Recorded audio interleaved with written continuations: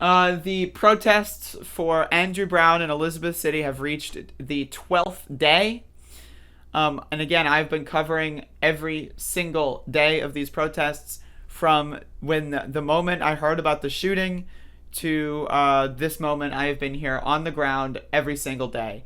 And so if you're interested in a full recap of day 6, I got a video for day 6. If you're interested in a recap of day 11, I got a video for day 11. But if you're interested in a recap for day 12, right? That's this video. We're going to go into it right now. So, the protest today was very, very well organized.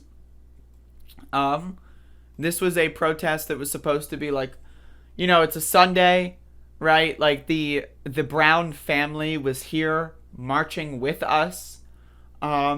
We had some speakers here that were like notable, like like Reverend Barber or something. I don't, recall all of the people that were speaking. And so anyway, so we had, this was very highly organized, and this was probably the biggest crowd that we had. So I get there at around 1:30, and we're in the middle of the park, and there's people here, or like, this is what I was mentioning earlier. We're gathering by the water, right? So I'm gonna bring my cup of seawater and grab some. And so people are speaking. We're getting ready to go. We're lining up to march, and then we start moving. Right, and again, if you want to watch, I don't like playing all the videos here. If you want to like listen to all the videos or whatever, you can go like in the Twitter feed and like do that yourself. But I'm just here for like the descriptive kind of explanation of what we went through. So we met up at the waterfront, and we decided to march toward the scene of the crime, where again, Tommy Wooten's criminal thugs. He's the Pasquotank County Sheriff. His criminal thugs, his hired gangsters, decided to murder Andrew Brown on the intersection of Roanoke and Perry. So we marched to the intersection of Roanoke and Perry. Y'all, in the chat, I am very interested in weighing in on this decision, or on this conversation subject. But if y'all want to like hold the phone until this is over, and instead of talking about that in the chat and talk about this and hold the phone for later, that would be cool. But yeah, so the march was great. They tried to keep the march a little organized, like with like, they tried to have like lines and separated line. That wasn't working. They gave up that whole like shindig about halfway through. Is there a beach in my town? No, just water. There's no beach. And so again, this is probably the biggest crowd that we've had. There's like, as you can see, as we get through the thinner streets, like, I turn the camera on at some point. I normally don't because, why would I? But again, we have a lot of motherfucking people here. And they're all really loud. And again, you can tell why my voice is fucking shattered. I was screaming. I was fucking, right? I was going in. And so yeah, so we traveled to, again, the intersection of Roanoke and Perry. And so we, the Brown family does a little speech, and, we have a moment of silence, all that kind of stuff. And so it's amazing. It's, again, I'm not trying to like, be rushy or flippant or anything. Being there, I mean, there's very positive energy, very good vibes. It's just the community coming together at this point is just fantastic. And just seeing people that I've been seeing people every single day for the last 12 days. People come up to me saying, like, I've seen you out here for the last 12 days, you recognize people, you meet new people. It's, it's just an incredible community gathering, moment. And yeah, so like where I'm taking this video right here, someone in the chat asked about the tire tracks. I am literally like standing next to the tire tracks at this point, where I take this video. Because when they mentioned that during the speech, and I looked down, I'm like, oh shit. And so yeah, and again, I just want to remind everyone not to dox myself, but I do live relatively close to this, right? Like this is like 5-minute walking position from my home, right? So like one of the reasons why I am taking these protests so seriously, and why I am taking all of this so seriously, and I'm attending every day of protesting, is because this happened in my neighborhood. This happened just down the street from me, right? You know what I mean? So it's like, this is something that I have to live with. I live here. I took a picture here, instead of a video, because like people were gathering in the street again to march, and I was kind of like, I was not in the back, but I was in like maybe like the back 25%. So I was like, you know what, I can get like a really good high res picture of everyone lining up. So I got a bunch of, you know, a good picture. I also want to say the mayor was here with us. You know, personally, I don't like the mayor. Fuck the mayor. A lot of people are in agreement with me. We don't like the mayor. But the mayor was there marching with us. And so, you know, people start singing. It's pretty good. And so I wanted to talk about this. So, okay. I'm going to go back in time to the day before. In fact, I am going to do this in a roundabout way. Because this location that I'm about to show was a lot different a couple days ago. And so I want to show off the difference there real quick.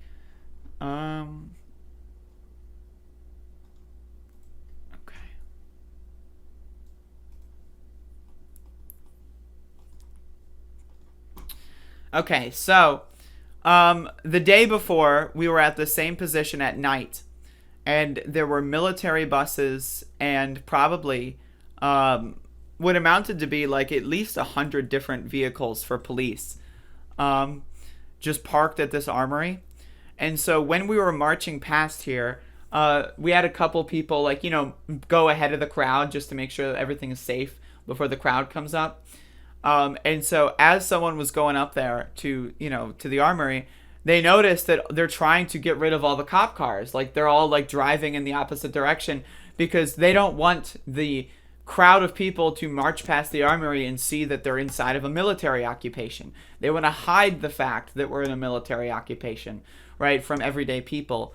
And so they're probably relatively upset that I was taking videos of them last night in secret. I was fucking, you know, hiding, you know, in the bushes, taking videos of the fucking police and their movements, and they're probably not a fan of that.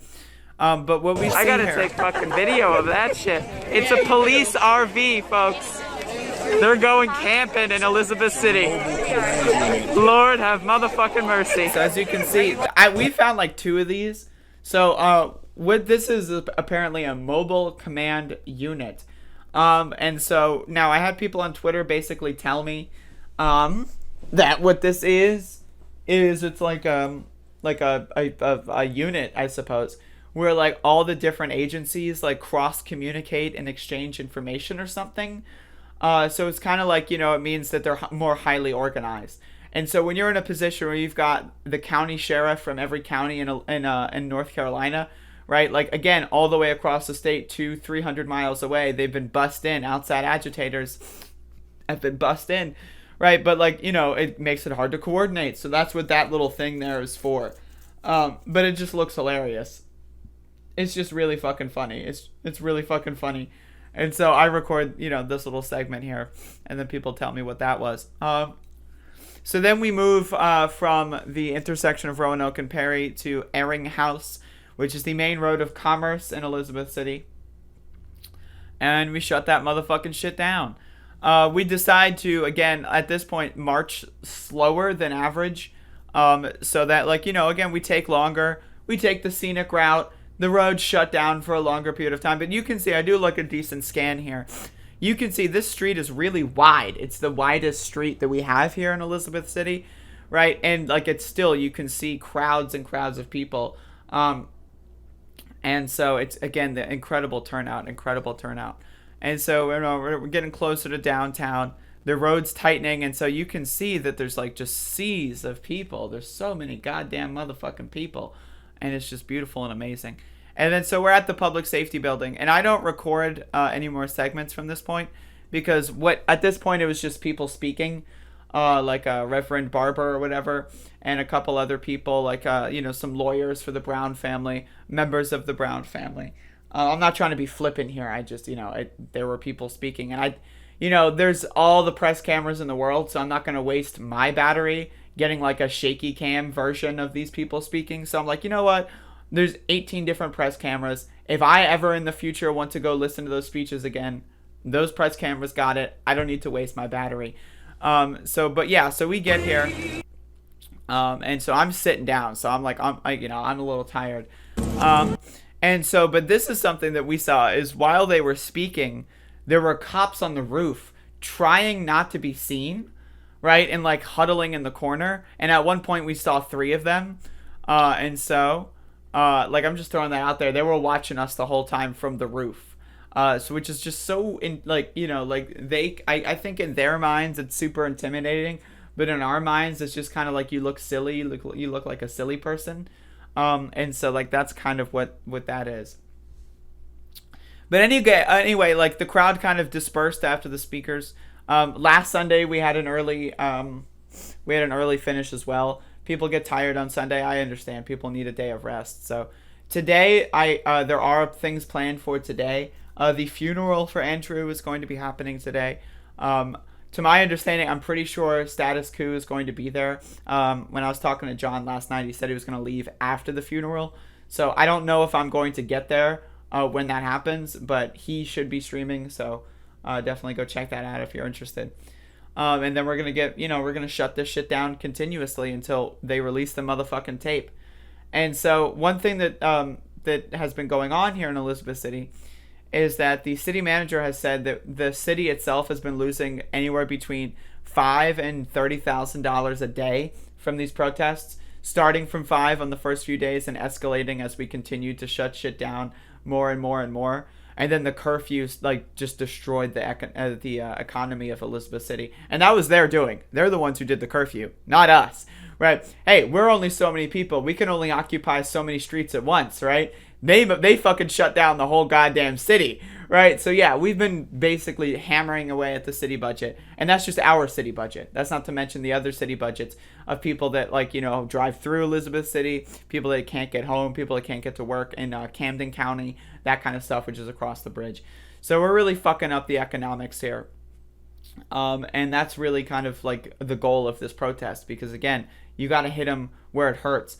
They don't give a fuck about you. They care about money more than they care about anyone's life, let alone black people's lives. And that's what you need to understand. They're willing to bleed away $30,000 a day if it means that they don't give justice to a black person's family, because they just don't view them as, they just don't care. They just don't give a fuck about the Brown family. They just don't give a shit. That's why they bring them in. Oh, we'll show you the tape. Just kidding. Come back later. No, we'll show you the tape. Just kidding. Come back later. Oh, we'll show you the tape. Just kidding. It's only 20 seconds with blurred faces.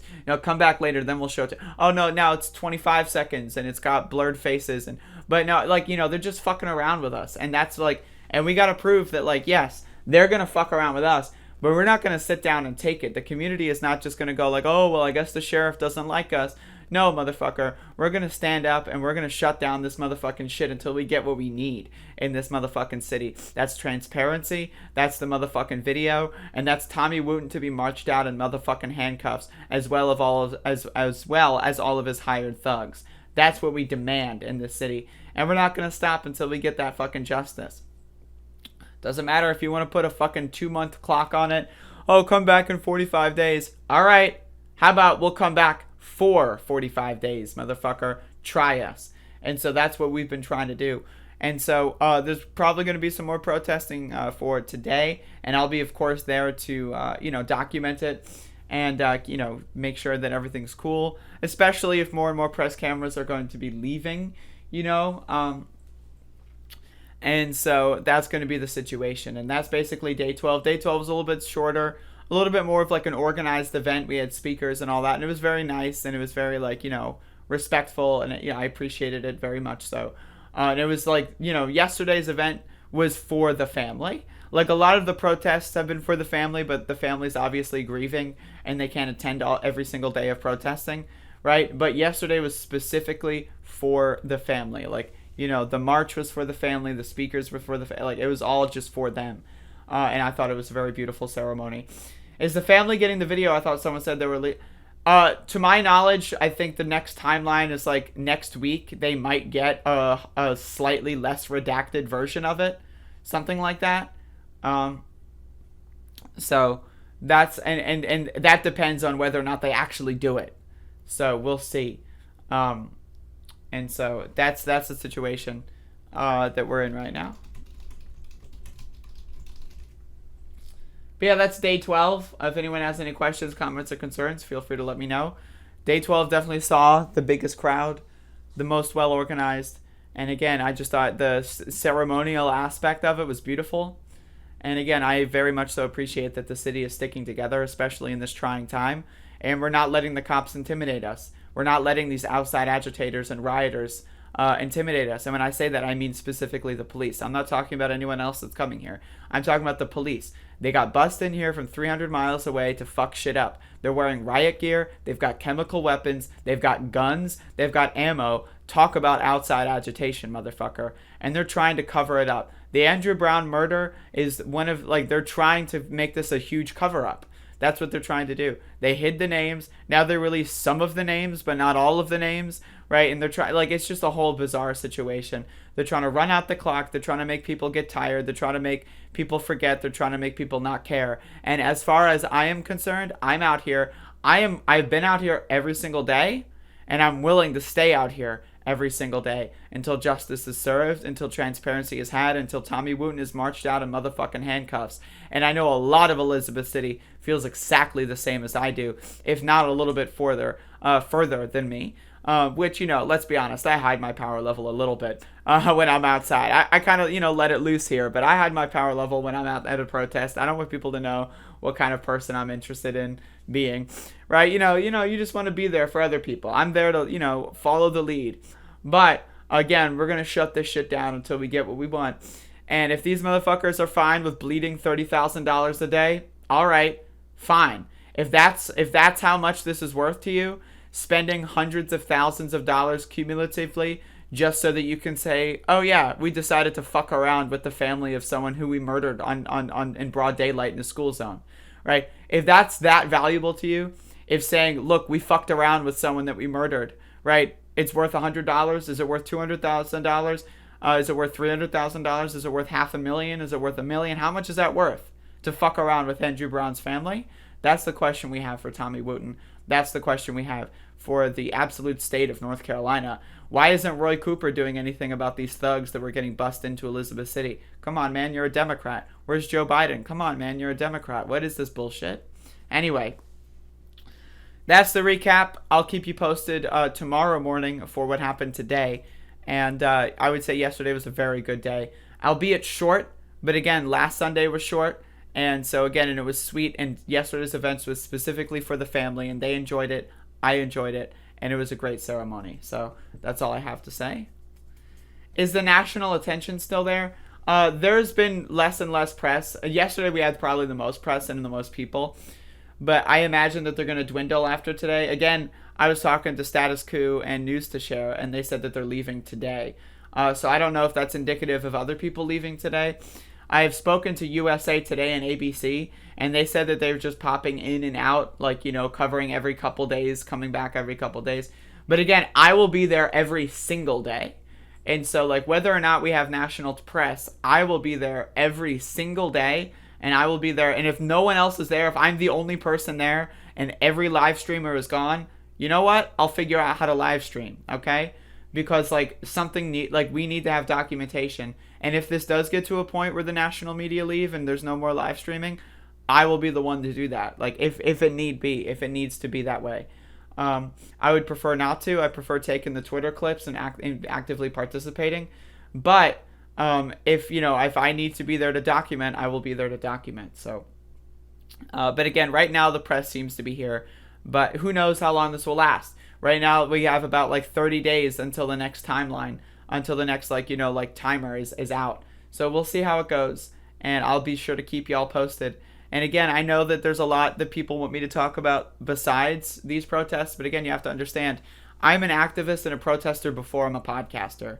And this is the first opportunity I've had since I became a podcaster to actually go out and be a protester. Because again, I've lived in this small town and nothing has happened in this small town until now. And I didn't anticipate that something like this would or could happen in this small town, and this reaction would or could happen. But now that I've discovered that this is here in this city, again, and I have to let y'all know this, I am an activist and a protester before I'm a podcaster. And even though podcasting is how I make money, and this is how, like, this is like a career move for me. Like, I care more about like helping people that I live near. I care more about participating in activism and social justice and change than I do care about money. And so, like, if that's something that makes you think a certain way, feel free to think that certain way. But again, I will be here. Like, that my point in saying that is that, like, yes, I know I've been like ignoring everything else, but it's also I'm the only one focusing on this that has been here since the first day and that can show you the actual evolution, that has like an actual, like, I've been on the ground every single day, right? I've been documenting every single day. News agencies aren't doing that. Other platforms aren't doing that, right? So it's like I have an exclusive, like, perspective, and I have an exclusive obligation to be here to shed light on these stories. And so, like, what am I going to do? Talk about how Joe Biden's a loser? Like, if you want to see how Joe Biden's doing, go watch a different show. You know what I mean? So, like, and I would love to talk about Force the Vote. Ryan Knight bought a red beret. Like, in fact, like, I'm just gonna, like, show that on fucking stream real quick. Like, Ryan Knight got a red beret. It was the most hilarious thing in the world. This motherfucker. I literally, like, I know. Like, I want to talk about this. Like, I really do. Like, I'm so interested in talking about forcing the vote on Medicare for all. But it's just like, I don't give a fuck right now. You know what I mean? Like, it's so irrelevant to me. Like, talking about Joe Biden being a dumbass is so irrelevant to me. Right now, I'm just in the mode where I care about Elizabeth City 100%. Well, maybe 95%. And I'm willing to spend the other 5% talking about, my care for the Elizabeth City. But yeah, so that was day 12. Pretty good. And we'll see how it goes for day 13.